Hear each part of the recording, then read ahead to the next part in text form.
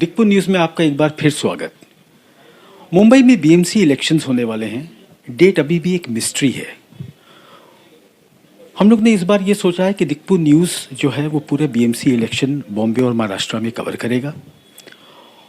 जब हमने थोड़ा सा और पता लगाने की कोशिश करी कि इस सिलसिले में किससे बात की जाए, तो हमने ये आइडेंटिफाई किया कि मुंबई जैसे शहर में इंडिपेंडेंट कॉरपोरेटर्स कौन है जो अच्छा काम कर रहे हैं, जिनका कोई पार्टी से लेना देना नहीं है, क्योंकि उनसे जो बात करेंगे बड़ी प्योर मिलेगी। वैसे ही एक नाम आइडेंटिफाई किया, 3 टाइम्स इंडिपेंडेंट कॉरपोरेटर चंगेज़ मुल्तानी, जो जोगेश्वरी 62 वार्ड के कॉरपोरेटर इंडिपेंडेंट रहे हैं। उनसे कुछ जानने की कोशिश करेंगे कि बीएमसी इलेक्शंस किस तरह से फाइट किया जाता है, कितने वार्ड्स हैं और चीज़ें और जानने की कोशिश करेंगे। इंडिपेंडेंट कॉरपोरेटर इस वजह से चुना गया, जैसे कि आपको बताया था कि हम लोग ओरिजिनल व्यूज़ लेंगे बीएमसी के बारे में। तो सबसे पहले हमारे दर्शकों को ये बता दें कि ये इनसे जानने की कोशिश करेंगे कि बीएमसी इलेक्शंस किस तरह से फाइट किया जाता है, और इसके बारे में थोड़ा सा इनसे बात करके फिर और 2, 4, 6, 8 सवाल करेंगे। थैंक यू चंगेज़ भाई, आपने अपना बहुत कीमती टाइम हमको दिया।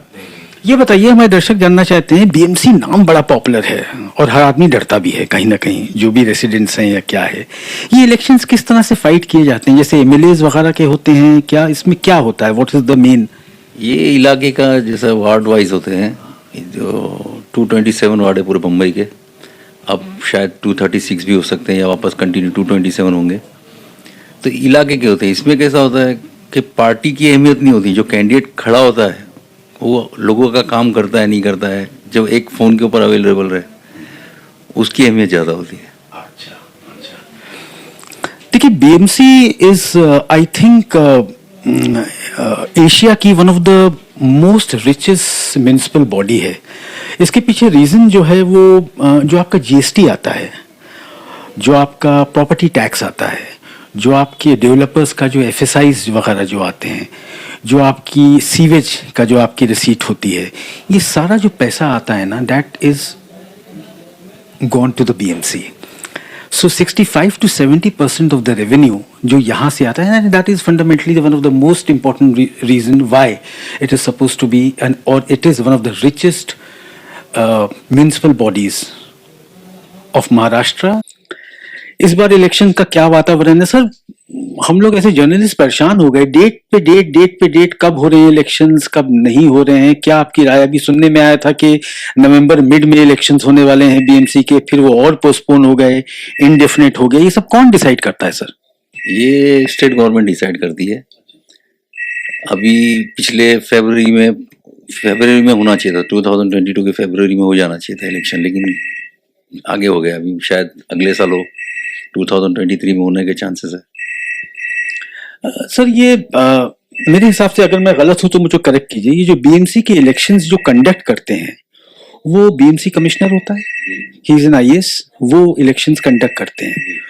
तो ये क्या कुछ जो भी, अब आप देखिए इस वक्त जो आई मीन महाराष्ट्र का जो पॉलिटिकल सिनारियो है, Eknath Shinde plus the BJP, तो क्या बीजेपी सही टाइम का वेट कर रही है? आंकड़ा ऐसा कुछ आपको ऐसा लगता है कि this is the reason why कि ये इलेक्शंस आगे पीछे हो रहे हैं?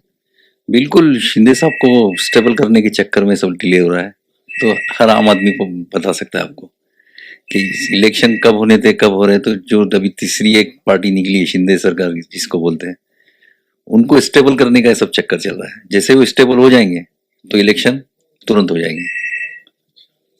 देखिए, ऐसा देखा गया है, ऐसा माना गया है कि जब भी म्युनिसिपल बॉडीज के इलेक्शंस होते हैं, whether it is the BMC और कोई भी प्रदेश के जो म्युनिसिपल इलेक्शंस जो होते हैं, वहां के जो रिजल्ट होते हैं ना, उससे मूड पता चलता है कि कौन सी पार्टी इज नोन, कौन सी पार्टी के आने के चांसेस हैं। तो ये बहुत एक सिग्निफिकेंट प्लेस ऑक्यूपाई करता है बीएमसी के जो इलेक्शंस वगैरह होते हैं। इस चीज़ को मद्देनज़र रखते हुए, जैसा कि अभी चंगेज़ भाई ने कहा कि एकनाथ शिंदे जी को स्टेबल करने के लिए इलेक्शंस डिले हुए हैं। हम ये जानने की कोशिश इनसे करेंगे कि इस बार का क्या, what is going to be the overall scenario, कौन जीतेगा, कौन, बड़ा टफ। लेकिन अपने एक्सपीरियंस, अपने विजडम के साथ कुछ बताइए कि कहाँ पर पल्ला आपको ज्यादा भारी लग रहा है। बड़ा मुश्किल सवाल है, इसका जवाब तो पब्लिक ही देगी, लेकिन ऐसे एक आम आदमी की तरह मैं बताता हूँ कि अगर शिवसेना कांग्रेस ये लोग मिलकर लड़ते हैं तो शायद रिजल्ट कुछ अलग ही होगा, बिल्कुल अलग रिजल्ट होगा। आप इस बार लड़ रहे हैं? नहीं, मैं तो नहीं लड़ूंगा, लेकिन कोई ना कोई लड़ेगा। हमारी टीम से ही कोई ना कोई लड़ेगा, हमारी टीम से ही कोई ना कोई लड़ेगा। आपकी टीम से कोई ना कोई लड़ेगा, इसका क्या मतलब? मेरे घर के कोई हुए। आप क्यों नहीं लड़ रहे? नहीं, मेरे प्रॉब्लम्स है। चंगिस मुल्तानी सोशल वर्कर बहुत अच्छे रहे हैं, और इनके अंदर जो खास बात ये है कि आप इनके मोबाइल पे डायरेक्ट फ़ोन कीजिए, रात के 3 बजे, 2 बजे या सुबह 5 बजे ये फ़ोन उठाते हैं। This is one of the greatest qualities for which he is known. Direct phone उठाते हैं, आपकी प्रॉब्लम्स को समझते हैं। जोगेश्वरी एरिया, ये जो एरिया है, अभी हम आपको, अगर I will request my cameraman to show if possible, काफ़ी डेवलपमेंट हुआ। वाटर इश्यूज, सीवेज इश्यूज, फलाना धमाका, काफ़ी चीज़ें इन्होंने ड्यूरिंग हिज टेन्योर करी। थोड़ा सा कुछ जिसको कहते हैं हार के जीतने वाले को बाजीगर कहा जाता है, कुछ उसी तरह से इनके साथ भी ये कहानी हुई। ही वॉज थम्पिंग मेजोरिटी से ये जीते, लेकिन कुछ टेक्निकल इश्यूज की वजह से ही had to hold back his seat and it went to a Shiv Sainik.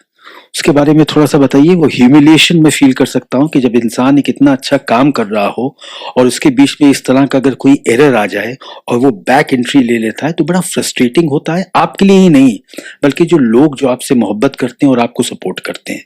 उसके बारे में थोड़ा बताइए कि ऐसा क्या हो गया कि you had to reverse yourself back और आपकी जगह कोई और इस वक्त इस एरिया का कॉर्पोरेटर है। मेरी बर्थ सर्टिफिकेट में टेक्निकली कोई प्रॉब्लम थी जिसकी वजह से मेरा कास्ट सर्टिफिकेट कैंसिल हो गया। उसका फ़ायदा शिवसेना को पहुंचा, लेकिन पब्लिक को कोई तकलीफ नहीं है, क्योंकि उनको मालूम है कि कोई भी प्रॉब्लम होगी तो मेरा छोटा मोटा काम तो होता ही है, बड़ा काम तो होता नहीं। फंड्स का कोई ज़्यादा काम हुआ नहीं, क्योंकि ऑलरेडी सब हो चुके थे। ये पिछले 10 साल 15 साल में जो काम किए थे मैंने, तो उसकी तकलीफ थी नहीं। छोटी छोटी प्रॉब्लम के लिए तो मैं अवेलेबल हूँ। अगर किसी का वोटिंग कार्ड बनाना हो, किसी का आधार कार्ड बनाना हो, किसी को बर्थ सर्टिफिकेट चाहिए, किसी को डेथ सर्टिफिकेट चाहिए, तो लोगों के इसमें कोई बड़े काम होते नहीं है, छोटे छोटे काम होते हैं जिसके लिए मैं हमेशा अवेलेबल हूँ। तो मेरी पब्लिक को कोई तकलीफ नहीं है। In spite of not being on the chair of a corporator, ये लोगों के आधार, जैसा कि इन्होंने बताते हैं कि हर किस्म का any problem related to government और civic issues can be dealt with. थोड़ा सा और हम आपसे विस्तार में जानना चाहेंगे, बीएमसी इलेक्शंस क्या फेजेस में कंडक्ट होता है या क्या इसके रिजल्ट्स और काउंटिंग और ये सब कैसे क्या होता है? ये एक साथ में पूरे 227 का एक ही दिन में इलेक्शन होता है, और 4 या 6 दिन के अंदर उसके तीसरे दिन उसके रिजल्ट भी आ जाते हैं। उसका ज़्यादा इशू नहीं है। तो ये जो रिजल्ट, जो काउंटिंग वगैरह होती है, ये कहाँ होती है? बीएमसी स्कूल्स में होती है, प्राइवेट स्कूल्स लेते हैं, अलग अलग जगह पे जहाँ पे कॉलेजेस है उसके अंदर ये इलेक्शन होते हैं, और वहीं पे काउंटिंग भी हो जाती है। ये जो काउंटिंग, जैसे हमारे यहाँ चीफ इलेक्शन कमिश्नर होता है, हर एरिया का, प्रदेश का एक इलेक्शन कमिश्नर होता है, इसमें क्या होता है? इसमें भी लोकल जैसा 164 वर्सोवा है, ये हमारा विधानसभा 164 वर्सोवा है, तो इसके अंदर जो हेड होता है वो उसके अंडर के अंदर आता है, वही कंडक्ट करते हैं। और ये ओवरऑल जो इंचार्ज इसका होता है वो होता है BMC commissioner. BMC commissioner, yes. Okay, तो इस बार क्या आपकी पर्सनल क्या व्यूज़ हैं? इस वक्त क्या लग रहा है कि कौन बीएमसी के इलेक्शंस में, अपना खुद का व्यू, आपका खुद का एक्सपीरियंस और व्यू क्या है, थोड़ा उसके बारे में बताएं और थोड़ा सा स्टैटिस्टिक्स भी दें कि इस वजह से मुझे ऐसा लग रहा है कि ये पार्टी या ये लोग आगे जाएंगे। पार्टियों की तो बात नहीं कर सकता, लेकिन इतना बता सकता हूँ कि ये और ये मैंने आपको शुरुआत में बोला था कि ये जो है पर्सनल आदमी के ऊपर है। वो किसी भी पार्टी से बिलोंग करता है, चाहे वो बीजेपी से हो, कांग्रेस से हो, राष्ट्रवादी से हो, सेना से हो, आम आदमी का हो, या कोई भी पार्टी का हो, या इंडिपेंडेंट हो, अगर वो पब्लिक के लिए 24/7 अवेलेबल है तो उसको जीतने से कोई रोक नहीं सकता। ठीक है, इसमें कैसा होता है कि बीएमसी बर्थ सर्टिफिकेट से लेके डेथ सर्टिफिकेट तक उसके बीच में जितने भी काम होते हैं ये सब बीएमसी के अंडर में आते हैं।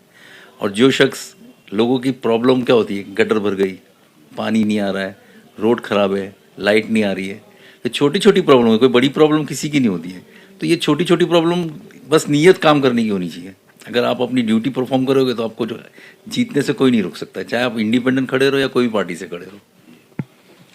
चंगेज भाई, ये जो रोड्स का बड़ा मीनेस है मुंबई में, सड़कें जो हैं वो अभी हम लोग ने एक सर्वे किया वीरा देसाई एरिया में, जो एरिया लगता है आपका डॉक्टर भारती लेवेकर का। हाँ, जो वहाँ की एमएलए हैं, कॉरपोरेटर भी हैं। जी जी, तो वो एरिया में हम लोग, हमारी टीम जो है, दिक्पू न्यूज़ की टीम जो है वो वीरा देसाई के एक एरिया में वहाँ गई। तो वहाँ जब लोगों से हमने बात की, वहाँ की सड़कें नहीं बन रही हैं पिछले 8-10 महीने से। तो वहाँ से जब लोगों से बात किया तो उसमें से लोग ये कह रहे हैं कि हम लोग रोज़ जो है वो पाव भर मिट्टी खा जाते हैं। ये क्यों नहीं हो रहा है, क्या रीज़न है? अब डिपेंड करता है कि रोड कौन सा है। अगर बीएमसी के अंडर में जो रोड आता है तो कॉर्पोरेटर का काम है उसका वहाँ पे आवाज़ उठाए, आवाज़ उठा के वहाँ पे फंड लाकर उसको काम करना चाहिए। जहाँ तक एलोकेशन ऑफ फंड्स की बात होती है, जाहिर सी बात है हर वार्ड का एक एलोकेशन ऑफ फंड्स आता है, उसका प्रॉपर एप्रोप्रिएशन, क्या आपने ये सब पूरा आपको ऑडिट और ये सब कर आके चीज़ों को लोगों को, जनता को दिखाने के लिए करना होगा। एक चीज़ और जानने की कोशिश करेंगे कि जो सड़कें ख़राब हैं मुंबई की, इन जनरल मैं बात कर रहा हूँ, बहुत ख़राब हालात हैं। वेस्टर्न एक्सप्रेस हाईवे में भी इतना हेवी हाईवे है, कुछ कुछ जगह पर तो आप समझिए कि 1.5 2 फीट के गड्ढे हैं। ये सब ये एमएमआरडीए के अंडर आता है, बीएमसी के अंडर आता है? एमएमआरडीए और बीएमसी में क्या फ़र्क है? हाईवेज जो है ये एमएमआरडी के अंडर में आते हैं, ब्रिजेस जो है वो एमएमआरडी के अंडर में आते हैं, और जो लोकल रोड है जैसे एसपी रोड वगैरह है, जो बड़े बड़े रोड होते हैं एमएमआरडी के अंडर में आते हैं। गली के रोड जो होते हैं, छोटे छोटे रोड होते हैं, जैसा अभी स्टेशन का रोड है, ये पूरा कंक्रीट का करवाए थे, तो ये बीएमसी देखती है, ऐसा है। बहुत बहुत शुक्रिया चंगी साहब आपसे बात करने का। साथ साथ we'll also make sure that we have an astrologer with us who would predict the results of these upcoming elections. Thanks a lot. Keep watching Dikpu News. If you enjoyed the video, hit the like button, and if you wish to see more of our content, hit that subscribe button.